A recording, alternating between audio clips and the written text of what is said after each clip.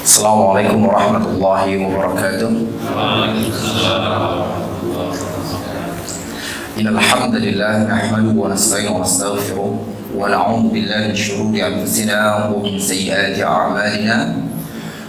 Man yahdihillahu fala mudilla lahu wa man yudlil fala hadiya lahu. Asyhadu an la ilaha illallah wahdahu la syarika lahu wa asyhadu anna Muhammadan 'abduhu wa rasuluh.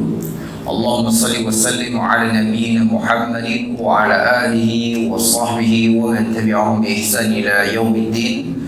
Amma ba'd. Ikhwatul iman rahmati Allah Subhanahu wa taala, puji dan syukur kita kepada Allah Subhanahu wa taala yang telah memberikan limpahan rahmatnya, maghfirahnya,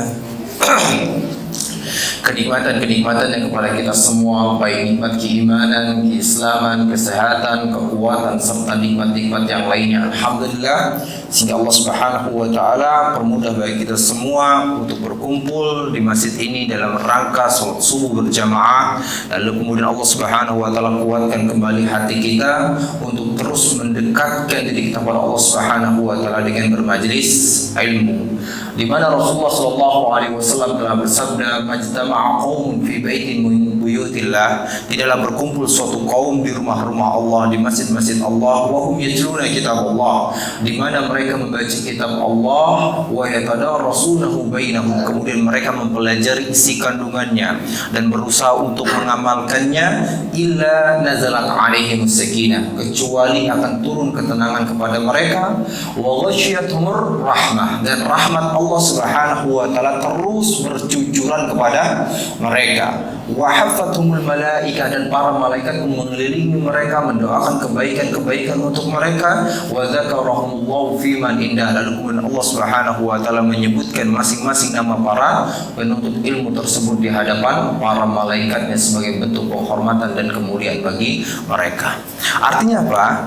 Di sini Rasulullah SAW mengajarkan kepada kita agar kita ketika bermajelis ilmu bukan hanya sekedar bermajelis ilmu, namun di dalamnya kita memohon kepada Allah Subhanahu wa taala agar kita diberikan ilmu yang bermanfaat, bukan hanya sekedar ilmu, bukan. Oleh karenanya kita dapatkan begitu banyak riwayat-riwayat dari Rasulullah SAW, di mana Rasulullah SAW meminta kepada Allah Subhanahu wa taala, apa doanya? Allahumma inni as'aluka ilman nafi'an wa rizqan thayyiban wa amalan mutaqabbala. Ya Allah, aku memohon kepadamu ya Allah ilmu yang bermanfaat, wa rizqan thayyiban, dan juga apa?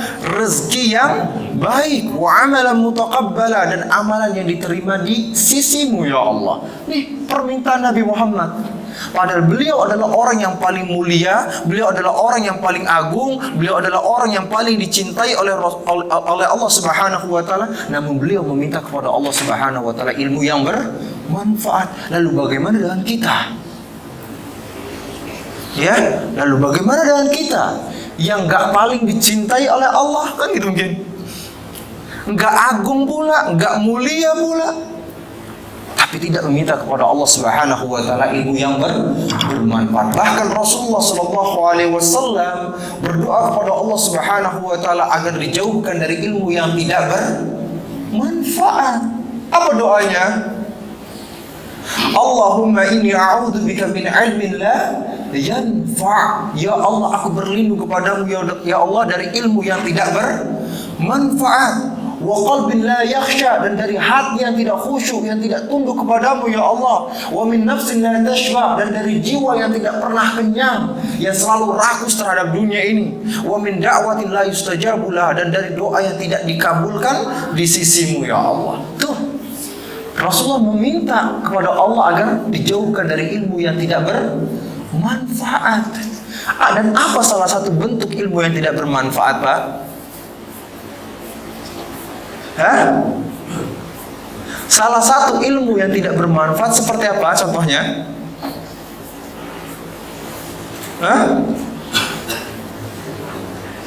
Ilmu yang tidak diamalkan. Oleh karenanya Rasulullah mengatakan barang siapa yang menuntut ilmu walam ya'mal bi, akan tetapi dia tidak mengamalkannya, lam yazidhu illa kibran, maka hal tersebut tidak akan menambahkan apa-apa kepadanya kecuali kesombongan.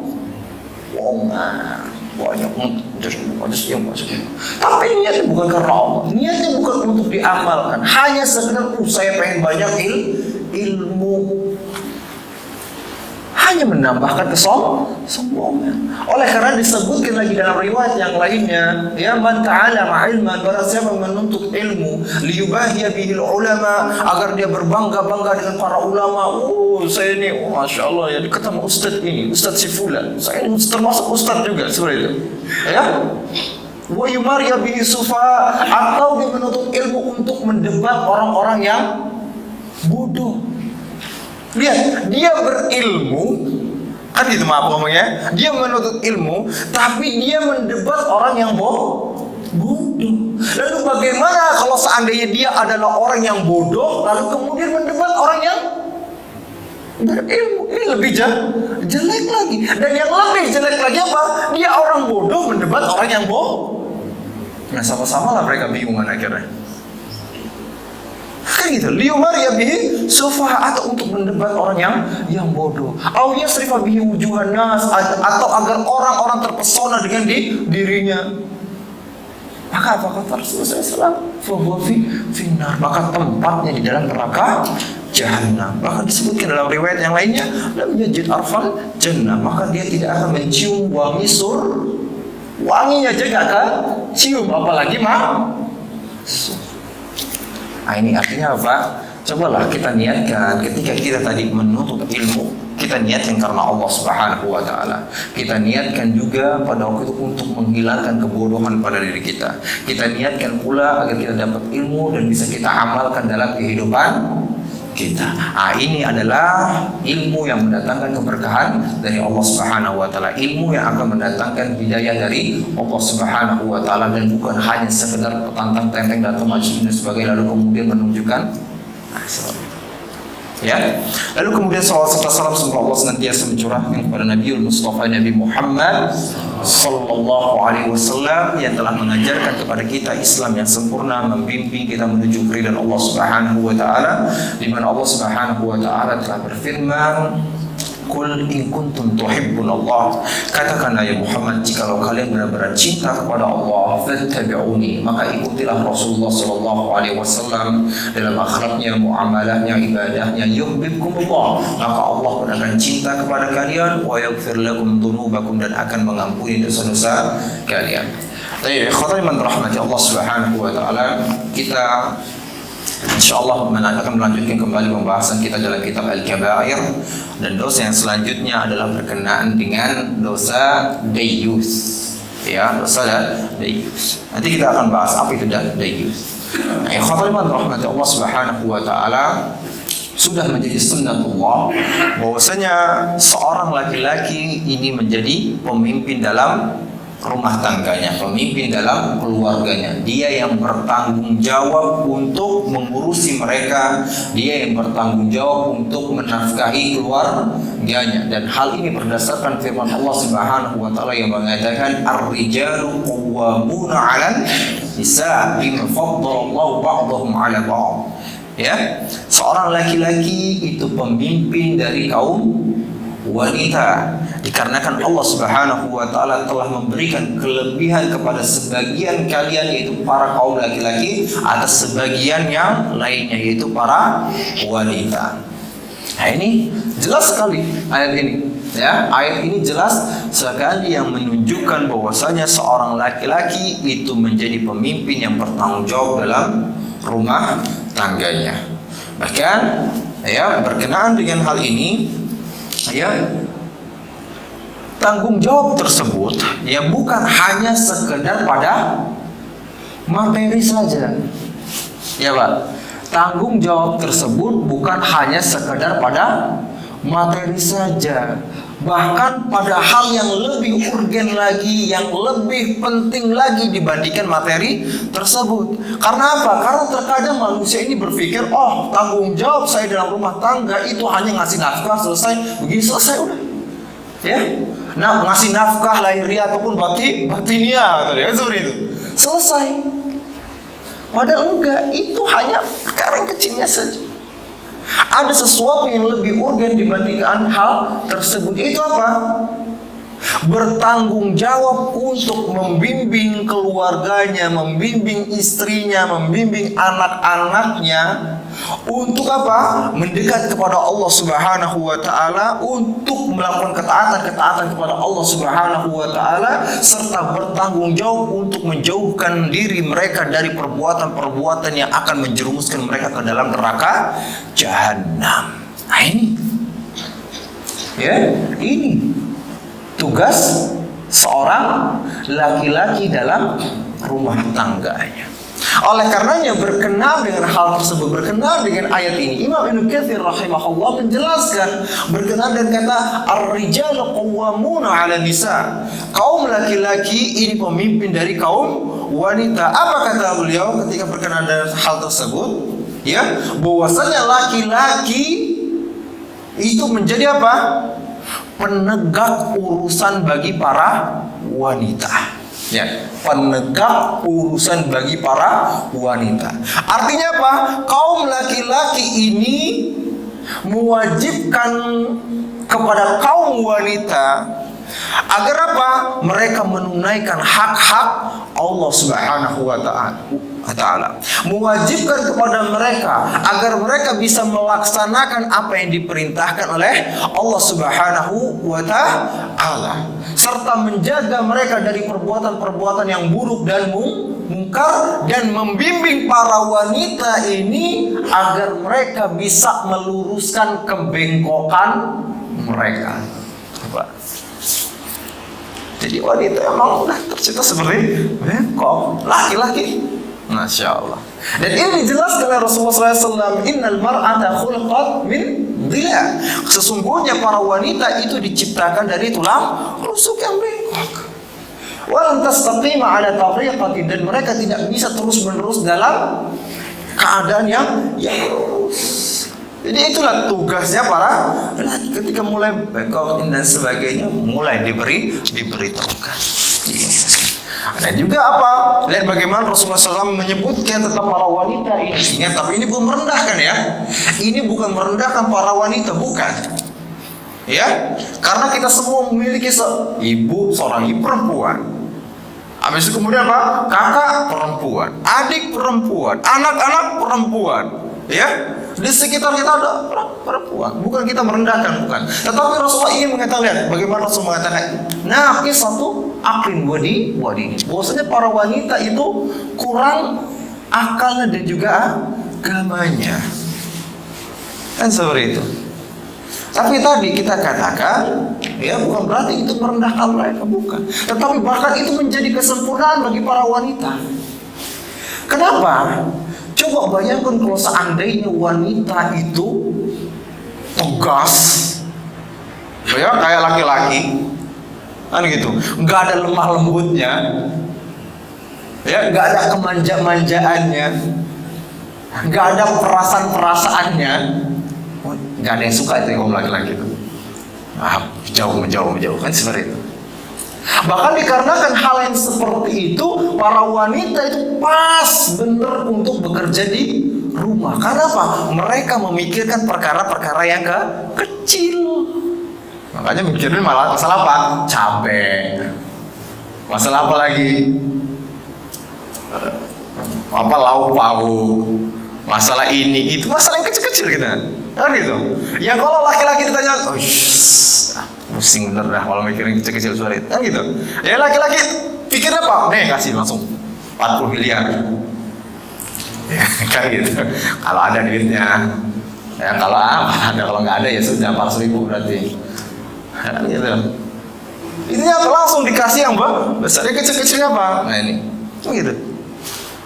Nah itu jadi apa menunjukkan sempurnanya seorang wanita. Kesempurnaan seorang wanita itu karena seperti itu. Sehingga akhirnya apa? Akhirnya berpikir seorang wanita, seorang laki-laki ini ada dia kesalahan ini. Akhirnya apa? Wibawa seorang laki-laki terlihat. Coba kalau yang lebih tegasnya apa? wanita, sementara yang laki-lakinya kelemar-kelemar. Karena enak. Nah, seperti kita katakan tadi bukan berarti itu menjatuhkan para wanita, tetapi itulah menunjukkan apa? Kesempurnaannya para wanita, kan gitu. Bermanja-manja, ya kan? Ya, bermanja-manja sehingga akhirnya antum pun juga bisa bermanja-manja. Coba kalau mereka tegas juga, nyelendet-nyelendet atau apa aneh gitu kan? Enggak, masya Allah. Ya, nah itu kita katakan ya. Apa tadi? Ar-rijalu qawwamuna 'alan nisa, ya. Dan tadi kita kembali kita katakan bahwasanya seorang laki-laki itu pemimpin dari para wanita, pemimpin dalam keluarganya, dan mereka bertanggung jawab terutama berkenaan dengan apa? Agama mereka, berkenaan dengan akhirat mereka. Dan hal ini berdasarkan firman Allah Subhanahu wa taala, ya ayyuhalladzina amanu, wahai orang-orang yang beriman. Lihat, panggilan ini untuk orang yang beriman. Antum beriman atau enggak, Pak? Enggak kayaknya. Beriman enggak, Pak? Beriman ya, Pak? Antum beriman atau berislam? Wah, pedean kemarin kan itu. Ya, sore itu. Tapi anggaplah, lihat bagaimana lembutnya Allah Subhanahu wa taala, walaupun keadaan kita mungkin baru berislam, baru hanya mengerjakan apa yang diwajibkan oleh Allah Subhanahu wa taala, hati kita belum benar-benar mendekat kepada Allah, tetapi Allah memanggil kita dengan panggilan orang-orang yang beriman. Ya ayyuhalladzina amanu, wahai orang-orang yang beriman, qu anfusakum wa ahlikum nara, jagalah diri kalian dan juga keluarga kalian dari azab api neraka jahanam. Ya, panggilannya untuk kaum laki-laki. Ku anfusakum wa ahlikum nara, jagalah diri kalian dan juga keluarga kalian, istri-istri kalian, anak-anak kalian ini dari azab api neraka jahanam. Ya, tugasnya seorang laki-laki. Ya. Nah, ini kita dapatkan dari ayat ini. Ya, kita dapatkan dari ayat ini bagaimana keadaan atau fakta yang terjadi di lapangan atau fakta yang terjadi di masyarakat ini malah bertentangan dengan ayat ini. Ya, bertentangan dengan ayat ini. Di mana seorang laki-laki ini hanya berpikirnya, ya udah tugas saya, tanggung jawab saya hanya memberikan nafkah aja. Selesai berkenan dengan agamanya, saya nggak peduli, udah sendiri-sendiri. Oleh karenanya nggak heran kalau seandainya kita dapatkan ya, kita dapatkan apa? Ada laki-laki yang pemimpin dalam rumah tangganya. Dia mungkin sholat, maaf ngomongnya, dia mungkin sholat, tapi apa? Dia membiarkan istrinya keluar dalam keadaan membuka auratnya. Kecantikannya diperlihatkan kepada manusia. Ya, bahkan yang lebih kita katakan bukan hanya sekedar memperlihatkan auratnya saja, ini dan sebagainya. Bahkan sengaja dipakaikan dengan pakaian-pakaian apa? Yang memicu syahwat para lelaki seperti itu. Kan gitu. Pada laki-laki sholat. Ya, mungkin dia sholat ke masjid bahkan. Ya, dia biarkan anak-anak perempuannya membuka auratnya juga, dan bahkan maaf tadi ini malam, wah kan gitu, malam minggu, malam ya asyik kan gitu kan ya, mulai apa wakuncar kan gitu kan, wakuncar, waktu kunjung pacar, gitu. Datang apa? Namanya laki-laki asing, laki-laki yang gak jelas, gak benar, ya, datang ke rumahnya, ke rumah si wanita itu, kan gitu. Maaf ngomongnya, datang ke rumah si wanita, bapaknya ngelihat, ibunya nggak ngelihat, bagaimana si laki-laki ini yang gak jelas, bukan mahramnya, bukan suaminya, tanpa ada akad apapun dan sebagainya, datang lalu kemudian apa? Bawa anak ini. Nah, yalah, berdua. Apa yang berdua? Belajar kelompok. Hah? Malam minggu, malamnya asik belajar kelompok.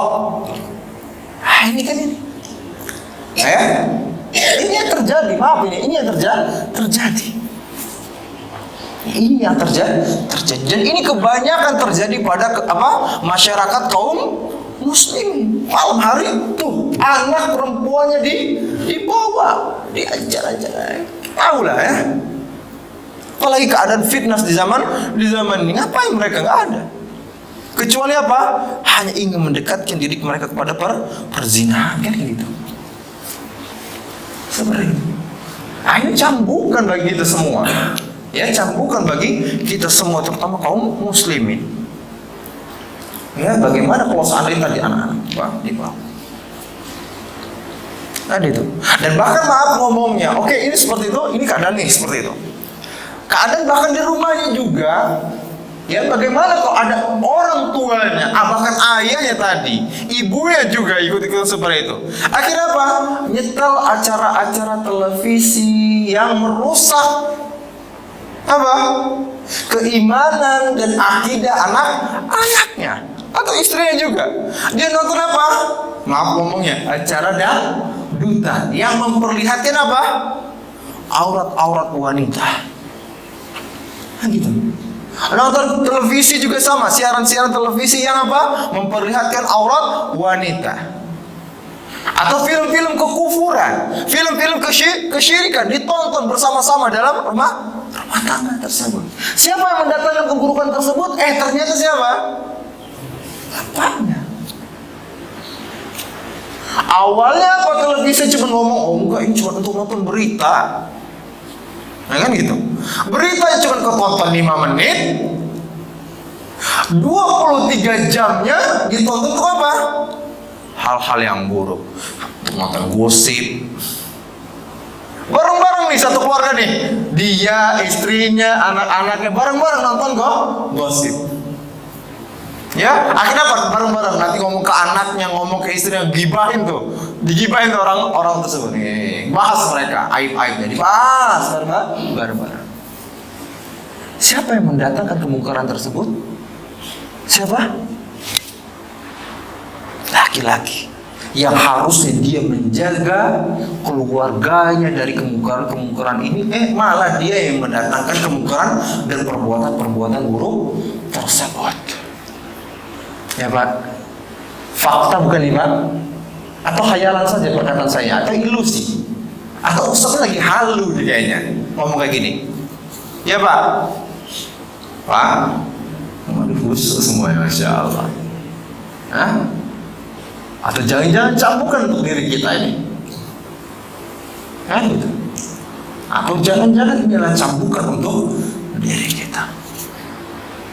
Ya. Nah, untuk itu tadi kita berlindung kepada Allah. Yang memang sudah terjadi, kita mulai perbaiki. Ya, kita mulai perbaiki hal tersebut. Mulai kita ajak istri kita pelan-pelan, yang tadinya buka aurat disuruh untuk menutup. Anaknya pun, anak perempuan juga seperti itu. Anak laki-lakinya diminta untuk tidak keluar tadi, untuk mengajak wanita-wanita yang bukan mahramnya. Kan gitu. Di rumah gak apa-apa ada televisi, tetapi kemudian apa? Stand kajian-kajian, pasang parabola, isinya kajian seperti itu. Insya Allah keluarga menjadi baik perlahan. Gak bisa langsung cepat-cepat jublek, gak bisa perlahan. Dia harus memikirkan apa nih strategi saya, apa nih perencanaan saya untuk mengubah keluarga saya ini menjadi baik secara perlahan. Gak bisa Pak langsung tiba-tiba jadi baik, itu gak bisa. Orang antum juga bisa kok. Ya, sadar diri kita gitu kan. Tapi apa? Kita buat tadi planningnya. Dari konsep ini dulu satu ini dulu. Saya perbaiki yang ini dulu. Saya perbaiki ini dulu. Ya kan? Antum wajib untuk kerja di luar sana, antum buat perencanaan gitu loh. Ya, agar antum dapat duit banyak, lalu untuk meraih kebaikan baik di dunia maupun di akhirat, antum tidak membuat perencanaan tersebut. Dan asal-asalan, terkesan apa? Terkesannya asal-asalan, kan gitu. Buat perencanaan yang baik. Dan tadi kita dapatkan di masyarakat yang terjadi apa? Adanya orang-orang yang membiarkan keburukan dan kemungkaran ini terjadi pada keluarganya, dan ini disebut dengan dayus. Ya, dan ini disebut dengan dayus. Apa dayus? Itu orang yang tidak memiliki kecemburuan ketika suatu kemungkaran ataupun keburukan terjadi pada keluarganya, nggak dicemburu sama sekali. Nah, sudahlah. Tadi kita sudah memberikan sedikit contoh. Kita sudah memberikan sedikit contohnya. Dan ini termasuk dosa besar. Di mana Rasulullah SAW telah menyatakan apa? Salasatun qad harramallahu alaihil jannah. Ya, salasatun qad harramallahu alaihil jannah. Ada 3 golongan, ya, qad harramallahu alaihimul jannah, di mana Allah Subhanahu wa taala telah mengharamkan mereka surga. Ya, ada 3 golongan yang Allah haramkan untuk mereka surga. Atau dalam riwayat yang lain disebutkan juga salasatun la yadkhulunal jannah. Ada 3 orang yang mereka tidak masuk ke dalam surga. Siapa mereka? Pertama, mudminul khamri, yaitu pecandu khamar. Ada pecandu khamar di sini, Pak? Wah, ya, alhamdulillah, ini masya Allah, wajah-wajah yang alhamdulillah. Gak ada yang mabok kan tadi malam? Nggak, alhamdulillah ya. Wa mudminul khamr, pecandu khamar. Yang kedua apa? Wal aq, orang yang durhaka kepada orang tuanya. Nah, lalu kemudian yang ketiga adalah apa? Nih, dayus. Ya, orang yang tidak memiliki kecemburuan ketika keburukan atau kemungkaran ini terjadi pada keluarganya, terutama istri dan anak-anak perempuannya. Tuh, Pak. Yang ngomong saya atau Rasulullah SAW? Rasulullah, saya hanya menyampaikan. Ya, saya hanya menyampaikan hadis yang sahih, ya, dari Rasulullah SAW, di mana beliau mengatakan salasatun qad harramallahu alaihimul jannah. Ada 3 golongan yang telah Allah haramkan untuk mereka surga. Mudminu khamri, pecandu khamar, wal aq, orang yang durhaka kepada orang tuanya, wal dayus, dan juga seorang ya, ini nyata ini dosa besar, pengharaman. Ya. Lalu pertanyaannya, ya, ketika ada perkataan seperti salah satu qad haramallahu alaihimul jannah, 3 golongan yang diharamkan oleh Allah Subhanahu wa taala untuk masuk ke dalam surga. Siapa untuk masuk ke dalam neraka jahanam selama-lamanya? Siap nggak, Pak? Siap nggak? Sudah siapin gelasnya untuk ngopi di sana, untuk selfie dengan para artis Hollywood. Amin. Udah siap, Pak? Kemudian sebuah pertanyaan. Di sini dikatakan diharamkan selama-lamanya di dalam apa? Diharamkan selama-lamanya untuk masuk ke dalam surga. Artinya apa? Dia dihalalkan untuk masuk neraka jahanam. jahanam lama-lama. Kan gitu. Nah, ini pertanyaannya, apakah orang-orang yang seperti ini atau kita katakan pelaku dosa besar itu diharamkan selama-lamanya untuk masuk surga? Hah? Tadi kita katakan qad harramallahu alaihimul jannah. 3 golongan yang diharamkan oleh Allah Subhanahu wa taala untuk masuk ke dalam surga. Pertanyaannya, apakah pelaku dosa besar seperti dayus, peminum khamar dan durhaka kepada orang tuanya sementara dia mungkin masih ada keimanan? Ya, ada keimanan, apakah dia masuk ke dalam neraka jahanam selama-lamanya?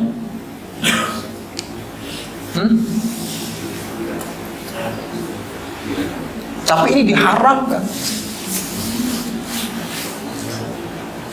Hah? Beneran Pak, ngomongnya malu-malu jadi. Ya, kita sering menjelaskan, berapa kali nih menjelaskan bahwasanya pengharaman, kalau ada dalil yang seperti ini yang menunjukkan sebuah pengharaman untuk masuk ke dalam surga, maka pengharaman tersebut ada 2 macam. Ya, pengharaman tersebut ada 2 macam. Pertama adalah pengharaman yang selama-lamanya. Ya, diharamkan dia masuk ke dalam surga selama-lamanya. Ada yang seperti itu? Ada yang tidak? Dosa apa itu? Doa, kesyirikan, kekufuran, kemunafikan dan lain sebagainya, sejenisnya. Di mana Allah Subhanahu wa taala berfirman, "Innallaha la yaghfiru ay yushraka bihi wa yaghfiru ma duna dzalika liman yasha." Allah Subhanahu wa taala tidak mengampuni dosa-dosa orang yang mati dalam keadaan syirik, ya, wa yaghfiru ma duna dzalika liman yasha, dan mengampuni dosa-dosa selainnya. Artinya mungkin saja orang ini melakukan dosa besar ini dan sebagainya, pembunuhan, itu dan sebagainya. Mereka dimasukkan terlebih dahulu ke dalam neraka jahanam. Ya, dalam waktu yang begitu lama. Di mana satu harinya bagaikan apa? Hah? Ka'alfi sanatin mimma ta'ud. Ya, satu harinya itu bagaikan 1000 tahun menurut perhitungan kalian wahai manusia ketika di dunia. Gitu. Jadi gimana kalau seandainya ditetapkan 1000 tahun di sana? Jadi 1000 kali 1000 berapa? Itu. Ya. Dan itu bukan nganggur, bukan. Ya. 1.000.000 hari itu bukan nganggur. 1.000.000 hari itu dia disiksa habis-habisan. Sampai dia mengatakan gitu.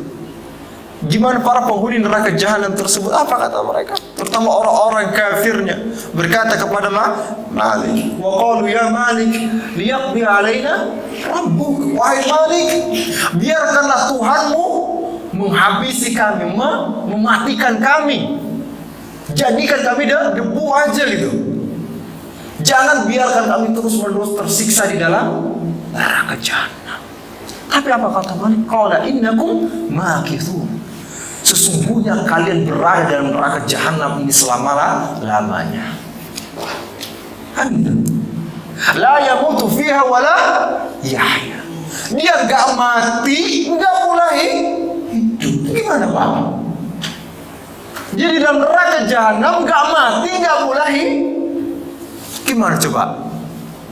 Dalam satu kondisi ada 2 keadaan.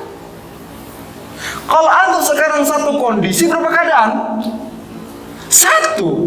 Ya kan gitu. Satu kondisi ini sekarang antum dalam keadaan hidup. Tinggal nanti ditarik nafasnya, satu kondisi dalam keadaan Tapi dalam neraka jahanam tadi dikatakan la yamutu fiha wala yahya.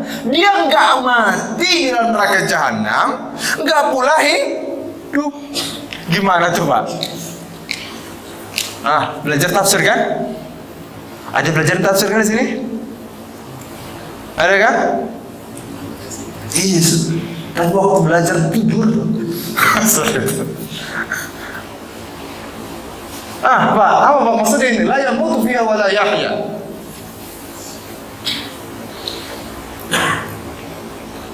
Masya Allah, khusyuk, berusaha menunggu apa nih, siapa tahu ada ilmu yang datang dari langit langsung. Ya, la yamutu fiha wa la yahya. Dia tidak mati di dalam neraka jahanam sehingga tersiksa dari penderitaan neraka jahanam, dan juga tidak hidup sehingga dia merasakan manfaat dari sebuah kehidupan. Orang nama hidup ada manfaatnya ya Pak. Setidaknya tidurlah gitu loh. Itu manfaat dari kehidupan. Setidaknya dia tidur, setidaknya dia bisa menghela nafas, setidaknya dia bisa minum air seger ini nih. Tuh, ya. Ini apa? Manfaat dari kehidupan. Tapi dalam neraka jahanam tadi, manfaat dari kehidupan tersebut pun tidak dia dapatkan. Untuk tidur gak bisa, untuk selendeh-selendehan gak bisa. Sekalinya minum, wa yusqawna min usarati ahli nar. Mereka diminumkan dari nanah-nanah dan darah para penghuni neraka jahanam, tinatal khabal, yang disebut dengan lumpur kebinasaan. Loh. Ya, seperti itu Pak. Nah, ini kita katakan ya, tadi pertama, ya ini orang-orang sini yang diharamkan di dalam neraka jahanam. Ya, diharamkan mereka selama-lamanya untuk masuk surga, dan mereka pun dimasukkan ke dalam neraka jahanam selama-lamanya. Ada pengharaman yang kedua adalah pengharaman sementara waktu. Tadi apa pengharaman yang mana tadi? Yang pertama adalah pengharaman selama-lamanya. Orang kafir, orang musyrik, ya, orang munafik yang sejenis lah, itu adalah pengharaman surga selama-lamanya. Sedangkan yang kedua adalah pengharaman sementara. Itu siapa? Yaitu bagi orang-orang yang dimasukkan ke dalam neraka jahanam, tentunya dengan kehendak Allah Subhanahu wa taala, dikarenakan dosa-dosa yang telah mereka lakukan. Tetapi kita katakan tadi, jangan mentang-mentang sementara. Kayak lalu kemudian antum berpikir seolah-olah itu kayak waktu antum mudik sementara, cuman sepekan, 2 pekan. Kita boleh tahu kan tadi ya, 1 harinya bagaikan apa? 1000 tahun menurut perhitungan kalian ketika di dunia. Dan tadi keadaannya dia gak ada istirahatnya, selalu tersiksa habis-habisan. Nah, tadi kita katakan kita mohon kepada Allah Subhanahu wa taala agar terlindung dari apa? Dari neraka jahanam tersebut. Jangan masuk, Pak. Jangan coba-coba. Ya, jangan coba-coba. Kalau jangan coba-coba berarti apa? Kita pun juga jangan coba-coba menjadi seorang dayyus tadi itu. Ya, orang yang tidak memiliki kecemburuan ketika kemungkaran dan juga apa? Kemaksiatan terjadi pada keluarganya. Nah, ini kita katakan kembali Pak ya. Hal ini terjadi dikarenakan apa? Kesalahpahaman atau bahkan kebodohan yang terjadi di masyarakat. Sekali lagi kita katakan, karena apa? Karena dia beranggapan bahwa dalam berumah tangga itu cukup hanya sekedar memberikan nafkah. Lalu juga kesalahpahamannya adalah apa? Ketika dia membiarkan istrinya dengan apa? Oh, nggak usah, dia kayaknya nggak pengen jilbab, nggak pengen menutup auratnya. Anaknya juga kemudian nggak pengen menutup aurat yang perempuannya. Habis itu yang laki-lakinya juga mau berjudi, mau ini sebagainya, terserah dia lah. Kesalahpahaman yang terjadi pada dirinya apa? Pada itu menganggap ini adalah sikap baik kepada keluarganya. Karena apa? Ya udah dibiarin sesuai dengan kesenangan mereka, kan gitu, ya Pak, ya kan gitu. Contoh apa? Anaknya dibiarkan apa? Diberikan makanan-makanan yang haram atau dari harta yang haram, diberikan Rubicon misalnya seperti itu. Contoh kan gitu seperti itu kan. Akhirnya apa? Dia mungkin dipikir sama dia itu adalah suatu kebaikan. Sayang kepada anaknya. Padahal itu apa? Dia merusak anak. Akhirnya tanpa dia sadari, akhirnya apa? Muncul suatu kesombongan, muncul suatu kerusakan. Yang sudah diberikan ada harta haram. Lalu kemudian dia merusak akhlak dari anaknya. Ini contoh kan? Ini contoh. Nah tadi sekarang seperti kita dapatkan, ya seorang istri dibiarin itu dan sebagainya. Karena apa? Beranggapan oh ini bentuk cintanya. Ya, bentuk cintanya kepada istrinya, bentuk cintanya kepada anak-anak perempuannya, bentuk cintanya kepada apa? Anak-anaknya dan sebagainya, itu tidak memaksa mereka, mengekang mereka untuk melakukan perbuatan-perbuatan yang baik tadi, untuk menutup auratnya atau untuk sholat. Ya, untuk sholat. Udah kalau dipaksa terus, nanti mereka nggak baik sama saya nanti malah. Nggak benar. Ya enggak benar. Kalau saya paksa terus, nanti malah mereka benci sama saya. Enggak benar. Lihat bagaimana Allah Subhanahu wa taala mengatakan wa'mur ahlaka bis-shalati wastabir 'alaiha. Perintahkanlah keluargamu untuk salat wastabir 'alaiha, dan sabarlah untuk melaksanakannya. Sabar pula untuk memerintahkan mereka untuk melakukan salat. Itu untuk siapa, Pak? Untuk kaum laki-laki. Perintah pertamanya. Ya, perintah pertamanya untuk kaum laki. Jangan berpikir, ini anak saya udah dewasa, udah nikah, dia udah tanggung jawab dia sendiri, dia udah dewasa, gitu. Enggak bisa seperti itu. Ya, apalagi kalau anak-anaknya tadi sudah berada dalam rumahnya, semuanya diperintahkan untuk sholat. Enggak ada perkataan, dia udah dewasa, udah punya pikiran sendiri. Enggak. Atau mengatakan pada istrinya, udahlah biarin nanti masuk neraka sendiri. Ya nggak bisa. Ya nggak bisa, Pak. Saya tanyakan kepada antum pengen masuk surga, Pak? Pak, yang sudah mulai khusyuk, terbenam dalam suatu ilmu yang begitu dalam, mau masuk surga, Pak? Pak, maunya masuk pengen tidak? Pak, mau masuk surga, Pak? Antum alhamdulillah sudah sholat subuh berjamaah. Alhamdulillah ini. Antum bermajelis ilmu, masya Allah pahalanya begitu besar. Ya, antum berzikir, masya Allah pahala begitu besar. Antum mungkin sudah ada yang bersedekah, pahalanya begitu besar. Tapi ingat Pak, bisa jadi istri Anda, ya, atau anak-anak Anda, inilah yang akhirnya nanti akan menjerumuskan Anda ke dalam neraka jahanam.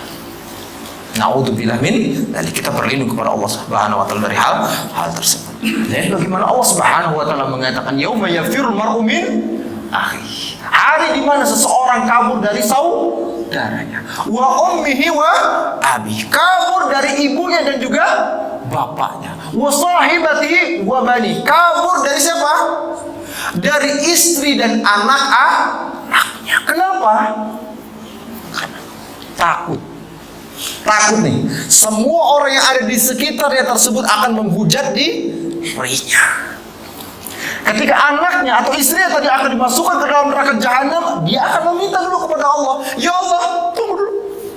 Ya, sebelum saya dilemparkan ke dalam neraka jahanam, saya meminta peradilan dulu, mau minta pengadilan. Apa itu? Bukankah saya mempunyai seorang pemimpin?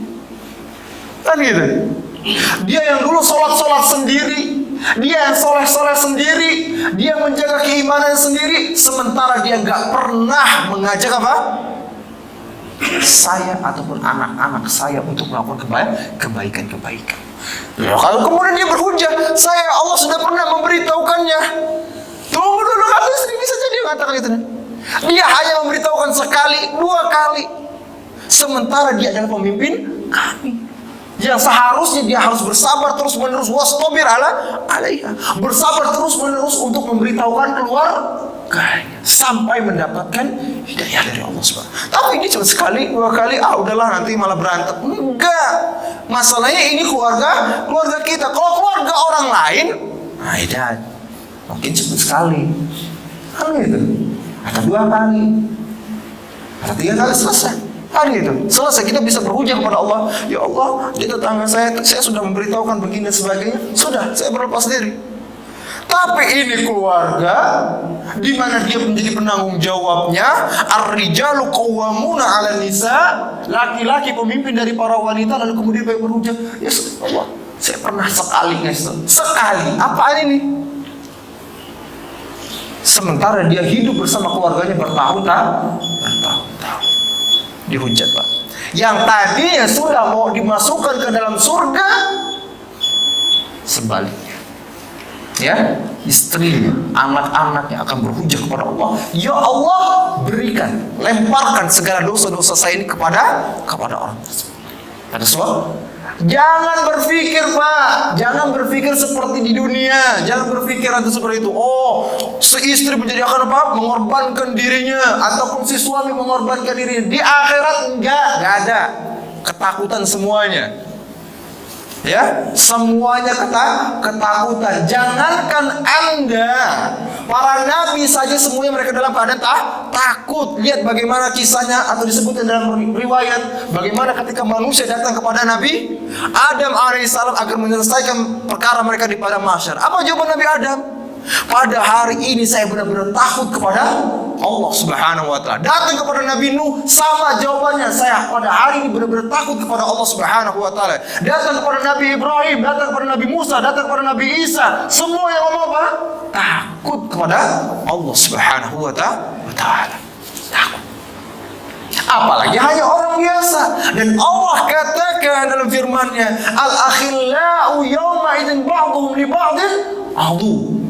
Orang-orang yang saling mencintai, saling menyayangi ketika di dunia nih, saling mencintai nih, saling menyayangi, saling menjaga, kan gitu, saling mengorbankan di antara mereka. Tapi ingat, di akhirat yauma idzin ba'dhum li ba'dhin ketika di akhirat nanti mereka akan menjadi apa?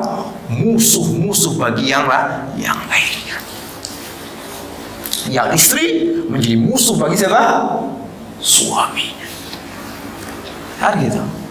Yang anak menjadi musuh bagi orang tua. Yang saudara menjadi musuh bagi saudara yang lainnya. Kalau seandainya ketika di dunia mereka saling tolong menolong atau saling mencintai di antara mereka, akan tetapi dalam keburukan tadi. Didiamkan ini, itu dan sebagainya. Ya, Pak. Itu. Ya, na'udzubillah min dzalik. Jadi jangan beranggapan Anda ada dengan seperti sholat seperti ini atau menjadi orang yang soleh sendiri dalam keluarga Anda itu bisa menyelamatkan Anda dari neraka jahanam. Belum. Karena Allah tadi mengatakan al-akhillau yawma idzin ba'dhum li ba'dhin Allah. Orang-orang yang saling mencintai ketika di dunia, tetapi di atas keburukan, didiamkan keburukan-keburukan yang terjadi pada keluarganya, di akhirat nanti mereka akan menjadi musuh antara sebagian dan sebagian yang lainnya. Nah, Abu Lahab dengan istrinya Ummu Jahal itu saling mencintai ketika di dunia, ya. Saking saling cintanya di antara mereka pun bersatu padu untuk memusuhi Nabi Muhammad sallallahu alaihi wasallam. Tetapi ketika di akhirat gimana? Istrinya yang akhirnya apa? Menjadi orang yang akhirnya menambahkan untuk menyiksa Abu Lahab. Istrinya. Ini yang menambahkan kayu bakar agar apa? Azabnya semakin besar dalam neraka jahanam. Apa? Mau kayak keluarga Abu Lahab ini, Pak? Mau kayak keluarga Abu Lahab ini? Ya, na'udzubillah min dzalik. Ya, kita berlindung kepada Allah Subhanahu wa ta'ala dari hal-hal seperti ini. Sampai selesai, Pak. Suruh sampai jam 6:15. Saya lihat di situ dari selesai subuh sampai waktu syuruk, ya. Bukan sampai jam 8 ya. Masya Allah. Baik, berarti ya, sudah jam 6. Tinggal 12 menit untuk pertanyaan, ya. Fadhil, silahkan yang mau bertanya.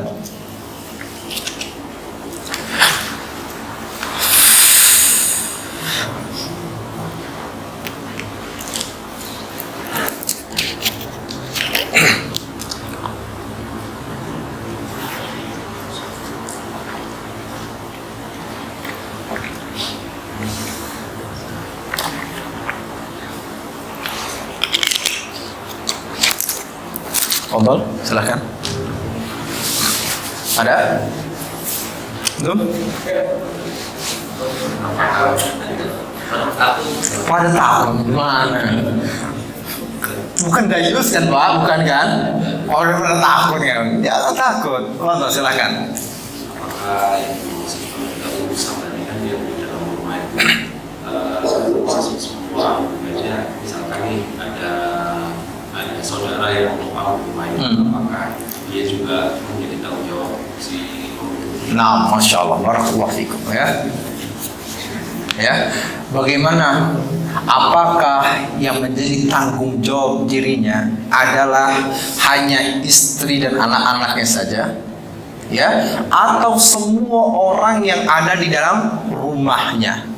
Pak, kita katakan yang menjadi tanggung jawabnya adalah semua orang yang berada di bawah tanggungannya yang ada dalam rumah tersebut, siapapun itu. Ya, pembantunya, pembantunya lebih berhak lagi nih. Jangan biarkan pembantunya ngomong, nggak sholat dan sebagainya. Enggak, pembantunya. Kenapa? Dia mempunyai kekuasaan yang bukan mutlak, bukan kekuasaan yang besar kepada pembantunya. Bukankah Rasulullah SAW mengatakan, man ra'a minkum munkaran falyughayyirhu biyadihi. Barang siapa di antara kalian melihat suatu kemungkaran, kepada pembantunya, kepada pekerjanya, kepada karyawannya, kepada bawahannya, falyughayyirhu biyadihi. Ubah dengan tangannya, bukan ditinju, Pak. Maksudnya apa? Dengan kekuasaannya. Kasih tanbih. Ya, antum bos kan? Ini bos, wajah bos nih semua nih. Dalam mimpi ya. Ada karyawannya gitu ya, nggak sholat, keluar dari sini. Ya, nggak sholat, saya pecat. Sholat, ini lebih utama. Kalian nggak sholat, kalian membuat kerugian pada usaha saya atau bisnis saya. Keluar, sholat. Gitu. Ya, pembantu juga seperti itu. Apalagi pembantu dan perlu kan gitu seperti itu. Nah, ini lebih sholat jadi pembantunya juga jangan maaf ngomong istrinya ini seperti pembantunya nggak pakai jilbab, pakai daster aja. Malah dia pakai daster, nggak benar. Perintahkan pembantunya juga untuk pakai menutup aurat seperti itu. Orang tuanya juga ternyata ada di rumah. Gimana? Iya juga, ditegakkan hukum, tapi dengan cara yang baik. Jangan diomongin, ya Bu, kalau nggak sholat keluar aja dari rumah saya. Nggak benar itu namanya. Ya, nggak benar. Dengan cara yang baik. Karena maaf ngomongnya, ada orang-orang ngomong kayak gini nih, ada pertanyaan dan sebagainya. Bagaimana Ustaz? Apakah saya juga harus begini dan sebagainya kalau orang tua saya numpang di rumah saya? Numpang. Perkataan apa ini ngomong orang tuanya numpang di rumahnya? Gak benar ini. Karena apa ya? Perkataan orang tuanya numpang di rumahnya. Na'udzubillah min dzalik. Sementara Rasulullah mengatakan anta wa maluka li abik.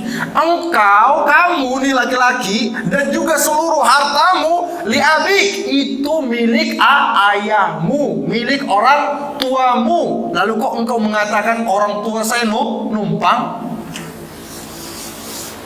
Enggak benar ya. Jadi kalau ada orang tuanya pun di dalam rumah tersebut, ya ajak mereka tetapi dengan cara yang baik. Beritahukan sholat, gini dan sebagainya. Itu ya. Nah, semua yang ada di rumah tersebut menjadi tanggung jawabnya. Nah, barakallah. Ada lagi Pak?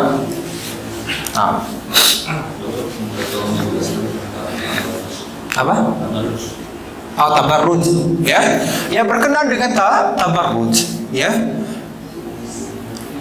Apa yang dimaksud dengan tabarruj? Yang dimaksud dengan tabarruj adalah tadi itu sebenarnya, yaitu seorang wanita yang keluar dari rumahnya, lalu kemudian dia memperlihatkan perhiasan-perhiasannya, atau menampakkan auratnya kepada orang-orang yang bukan menjadi mahramnya. Dan Allah sebut dengan apa? Tabarrujul jahiliyah. Maaf ya, maaf. Terkadang tadi seorang istri ketika di rumah cuma pakai daster, muka areng-arengan, gitu kan, seperti itu. Ya harusnya di rumah dia perlihatkan kecantikannya, semua pakai apa dan sebagainya untuk suaminya. Di rumah pakai daster, muka areng-arengan, baunya bau apek, gak mandi 3 hari. Pasti banyak mau keluar, mau ketemu ini lah, terutama maaf ya, apalagi kalau misalnya ada kayak olahraga pagi. Wah ya, ya ada olahraga pagi, campur baur antara bapak-bapak, ibu-ibu. Wow, pakaiannya disiapin, pakaiannya ketat. Ini, wow, listrik padat di mata listriknya, parah. Saking mau, kan gitu. Nggak ada pemerah, listrik itulah yang jadi merah-merahnya gitu. Ini nggak benar nih. Lalu kemudian apa? Yang di rumah nggak pernah pakai perhiasan, disiapin yang 3 kilo di sini, 3 kilo di sini, 3 kilo di sini. Sengaja kelentang, cincinnya, emas. Gini sambil jalannya gini. Ya Pak, ini tabarrujul jahiliyah. Dia memperlihatkan auratnya, lekuk-lekuk tubuhnya. Lalu kemudian perhiasan sengaja diperlihatkan. Kan itu. Pakai jilbab besar. Pakai jilbab, tapi jilbab apa? Jilbab pendek. Kan gitu. Tangannya, ketutup Ustaz, tapi segini. Cuma segini. Caranya segini. Ketat lagi. Ya kan? Ketat seluruh lekukan tubuhnya. Dari lemak-lemaknya semuanya kelihatan. Nah, ini disebut dengan tabarrujul jahiliyah. Lalu kemudian apa? Berlenggak-lenggok, olahraga, sebagainya. Yang perempuannya di depan, yang laki-lakinya di belakang. A'udzubillah min. Ini enggak. Ya, ini tabarrujul jahiliyah. Ya, tabarrujul jahiliyah. Ingat tadi saya katakan, saya memberikan contohnya itu ada jilbabnya. Lalu bagaimana dengan tidak ada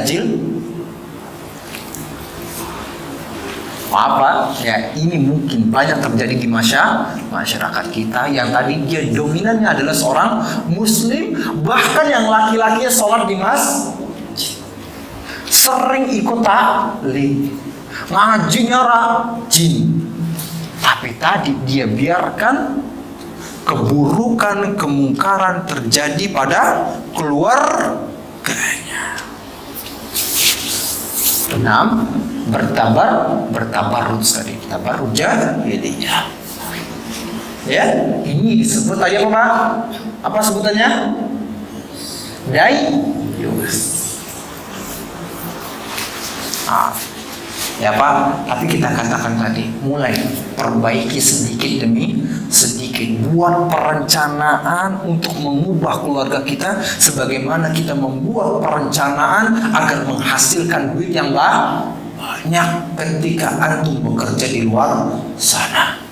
Jangan ketika antum mencari dunia itu buat planningnya bagus, tapi kemudian untuk akhirat planningnya asal-asal. Ini menjadi prioritas utama Pak. Dan ini menjadi prioritas utama bagi kita semua. Tadi antum mengatakan, antum deal mau masuk surga, mau masuk semuanya. Maka jangan tadi seperti tadi yang mereka akhirnya apa? Ketika di akhirat nanti malah saling mencela, saling menjatuhkan, saling melemparkan dosa dosa. Akan tetapi sebaliknya harusnya apa Pak? Menjadikan apa? Keluarga yang memberikan syafaat untuk dirinya. Sebagaimana disebutkan dalam sebuah riwayat, innallaha la yarfa'u darajatal 'abdi yaumal qiyamah. Sesungguhnya Allah Subhanahu wa taala mengangkat derajat seorang hamba pada hari kiamat nanti. Fa yaqul, lalu kemudian dia mengatakan, ayya Rabb, an hada. Ya Allah, bagaimana mungkin saya mendapatkan kedudukan yang seperti ini sementara saya tahu amalan saya dulu cuma dikit. Tapi kok dapat surga yang begitu tinggi, surga Firdaus A'la? Tapi apa kata Allah Subhanahu wa taala? Fa yaqul hadza biistighfari waladika laka. Ini dikarenakan istighfarnya anakmu untuk dirimu. Anak-anaknya baik, istrinya apa? Istrinya baik, mendoakan apa? Kebaikan untuk pemimpinnya tadi. Sehingga tadi maaf ngomongnya, kalau seandainya seorang tersebut ternyata dia berada di surga yang paling rendah, ya? Ternyata istrinya dan anak-anak perempuannya serta anak yang lainnya itu berada di surga Firdaus A'la. Mereka akan meminta syafaat kepada Allah Subhanahu wa taala agar apa?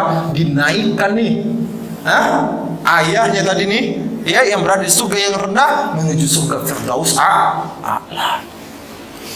Bahkan maaf ngomongnya, dia berusaha untuk menjaga keluarganya, tetapi ternyata ada suatu kemaksiatan yang mungkin menimpa dirinya pada waktu itu.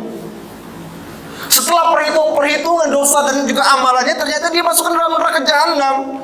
Maka Pak tadi, karena didikan dia yang begitu kuat kepada keluarganya, nih semuanya mereka akan memberikan syafaat, ya, kepada dirinya agar yang tadinya mau dicelupkan ke dalam neraka jahanam, sudah mau dijerumuskan ke dalam neraka jahanam, mereka meminta syafaat kepada Allah Subhanahu wa taala agar apa?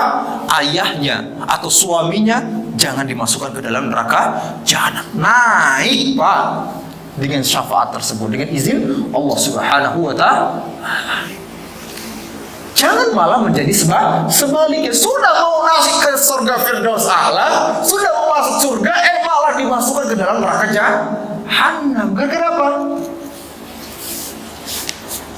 Jangan jadi seperti itu.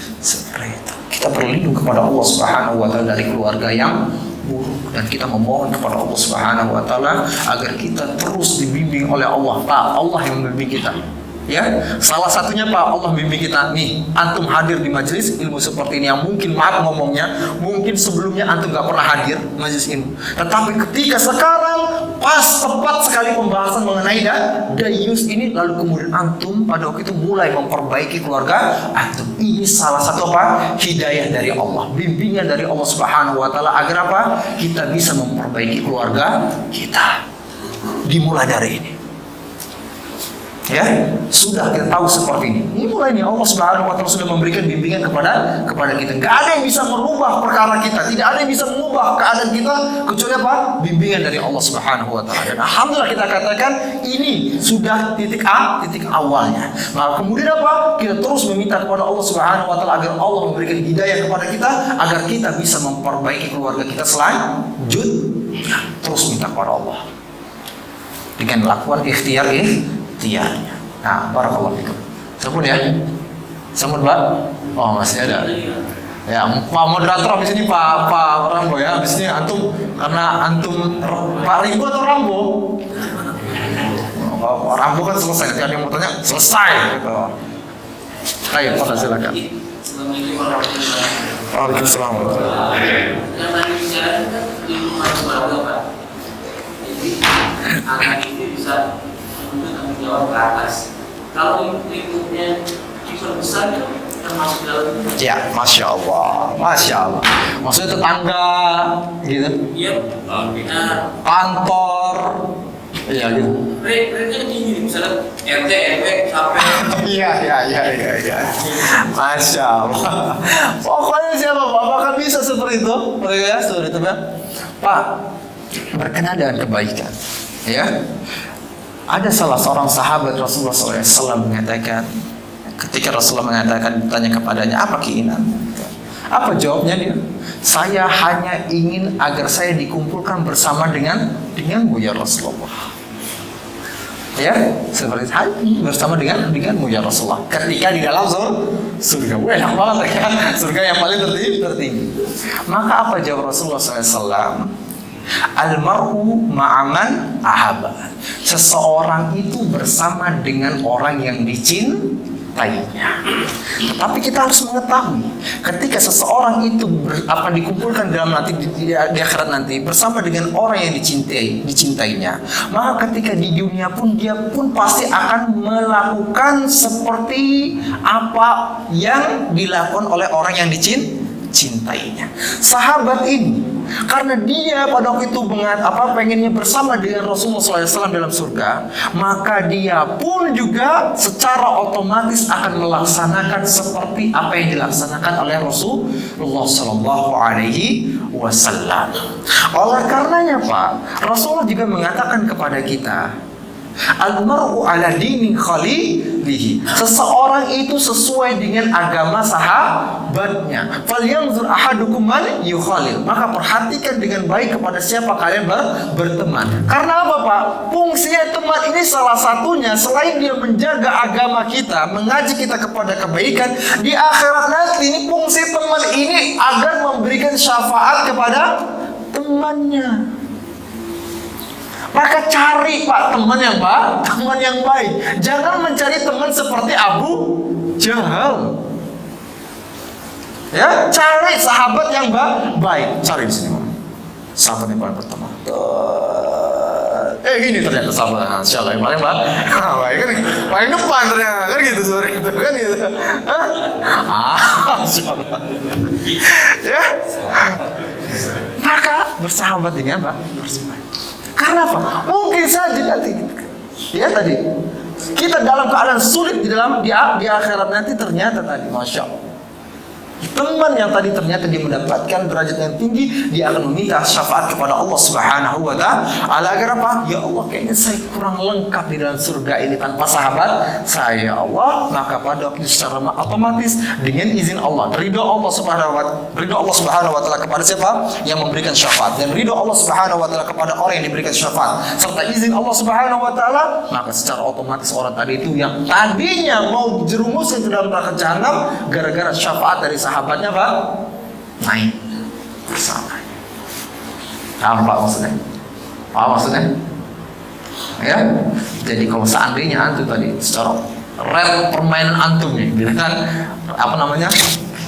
lingkungan antum lebih tinggi dan sebagainya, maka tadi kita katakan mereka semua kalau itu menjadi sahabat antum, ya, mereka akan memudahkan antum, Pak. Mereka akan memudahkan antum untuk masuk ke dalam surga, memudahkan antum juga untuk apa? Dalam neraka. Kalau antum akhirnya bersahabat dengan dia, kemudian apa? Kemungkaran sama-sama dikerjain. Gak ada di antara antum kemudian saling menasehati. Udahlah biarlah itu lah. Kena juga Pak. Ya, kena juga. Maka benar-benar pilih sahabat. Tapi kalau hanya sekedar teman kerja atau hanya sekedar ya hanya berlalu begitu saja, ya, maka setidaknya kita nasihati sekali. Ketika melihat kemungkaran, kasih tahu, nggak bagus tuh, ya, melakukan perzinahan, kasih tahu, jangan ke clubbing, jangan melakukan perzinahan begini dan sebagainya. Mereka terima, alhamdulillah. Nggak terima, ya sudah, selesai perkara. Tapi kalau seandainya tadi sahabat itu kan mau nggak mau terus menerus ya komunikasinya, ya, dan itu banyak waktu untuk menasehati orang tersebut, sahabat. Nah, kalau seandainya akhirnya dibiarkan begitu saja, itu juga akan kena. Kenapa tadi dikatakan al-akhillau yawma idzin ba'dhum li ba'dhin adu. Orang-orang yang saling mencintai, orang-orang yang saling menyayangi ketika di dunia, ya, dengan segala keburukannya, ya, maka di akhirat nanti mereka akan menjadi musuh antara satu dengan yang lainnya. Kan gitu. Para sahabat, kalau orang sahabat kan saling menyayangi, nggak Pak? Benar ya? Karena apa? Intens waktu mereka. Maka tadi jangan sampai akhirnya apa? Mereka menjadi sahabat di dunia, malah menjadi apa? Musuh ketika di akhirat. Nah, barakallahu fikum. Salam Pak. Sampun ya Pak Rimbo atau Pak Rimbo? Nah, barakallahu fikum. Semoga apa yang kita pelajari hari ini bermanfaat bagi kita semua, lalu kemudian dicatat oleh Allah Subhanahu wa taala sebagai pahala yang besar di sisinya.